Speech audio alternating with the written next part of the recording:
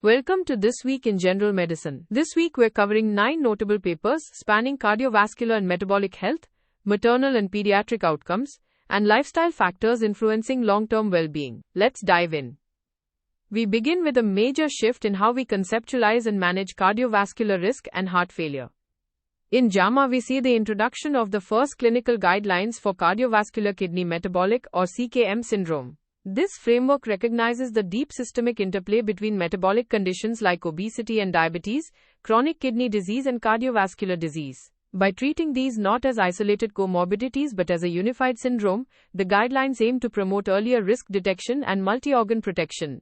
This systemic approach aligns closely with another major update published in JAMA, the new Universal Definition of Heart Failure, issued by global cardiology groups.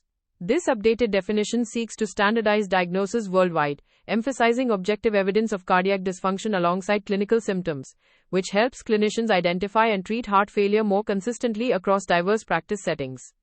Also in JAMA, the therapeutic landscape for metabolic disorders expands with the Food and Drug Administration's approval of a new hypertriglyceridemia drug designed to reduce the risk of pancreatitis. For patients with severe hypertriglyceridemia, this approval offers a critical management tool to lower lipid levels and prevent the highly morbid complication of acute pancreatitis, addressing a long-standing gap in preventive metabolic care. Next, we turn to maternal and child health, where new evidence helps guide high-stakes clinical decisions from delivery to infancy. In PLoS medicine, a large population-based cohort study from Sweden evaluated the long-term neurodevelopmental safety of vacuum-assisted delivery, analyzing over 630,000 term singleton births with a median follow-up of 13 to 14 years. The investigators compared vacuum-assisted delivery to emergency cesarean delivery and spontaneous vaginal delivery. They found that while mid or low vacuum-assisted delivery was associated with significantly higher odds of short-term neonatal complications, including a roughly 7-fold increase in traumatic intracranial hemorrhage, a more than 3-fold increase in non-traumatic hemorrhage and subgaleal hematoma, and nearly double the odds of neonatal seizures, there was no increased risk of long-term neurodevelopmental disorders. Specifically, risks for attention deficit hyperactivity disorder, autism spectrum disorder, cerebral palsy or epilepsy were not elevated, and there was actually a 20% reduction in the risk of intellectual disability compared to emergency cesarean delivery. For outlet vacuum-assisted deliveries, the risks were even lower, mirroring spontaneous vaginal delivery.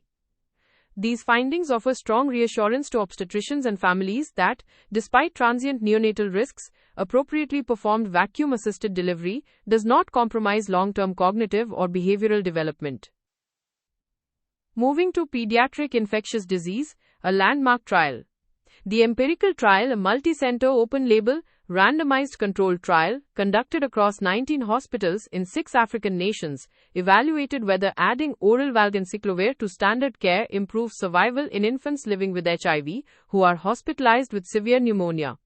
Standard care included treatment for bacterial and pneumocystis jirovecii pneumonia. Among 558 infants analyzed, the addition of 15 days of valganciclovir did not show a statistically significant reduction in all-cause mortality at 15 days or 12 months in the primary intention to treat analysis. However, in a time-varying effects model, valganciclovir treatment was associated with a 40% reduction in the hazard of death at day 15, and a 24% reduction over 1 year when excluding early deaths within 48 hours of treatment.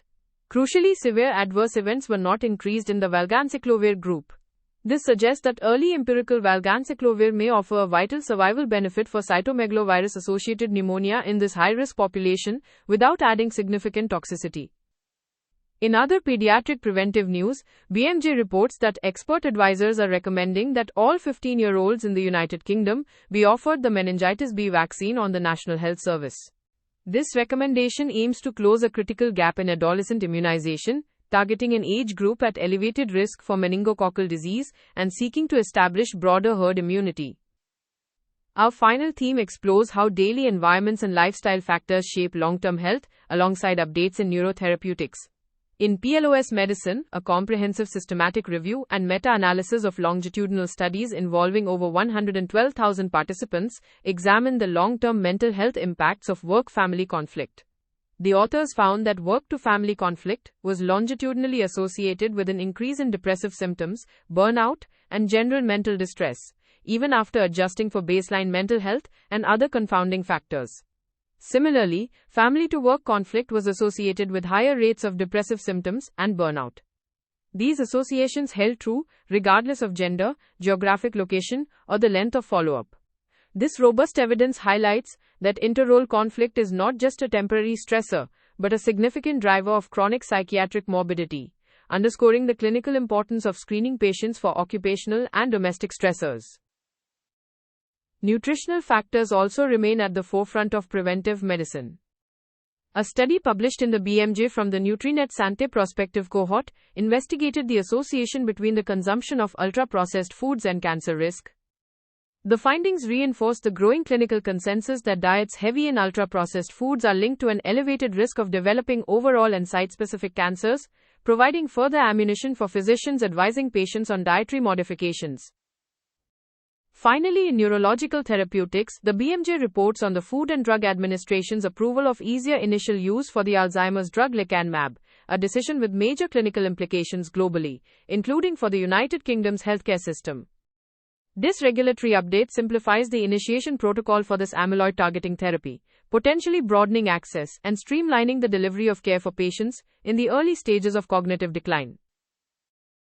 If you only have time for one paper this week, make it the Swedish cohort study on vacuum-assisted delivery. This study addresses a long-standing clinical anxiety by providing high-quality, long-term reassurance that while vacuum-assisted delivery carries transient neonatal risks, it does not elevate the risk of major neurodevelopmental disorders like ADHD, autism, or cerebral palsy over a 14-year follow-up. Here are the key takeaways from this week in general medicine. First, when discussing vacuum-assisted delivery with obstetric colleagues or concerned parents, you can confidently share that appropriately performed vacuum extraction does not increase the long-term risk of neurodevelopmental disorders such as autism, ADHD, or cerebral palsy, despite known short-term neonatal risks.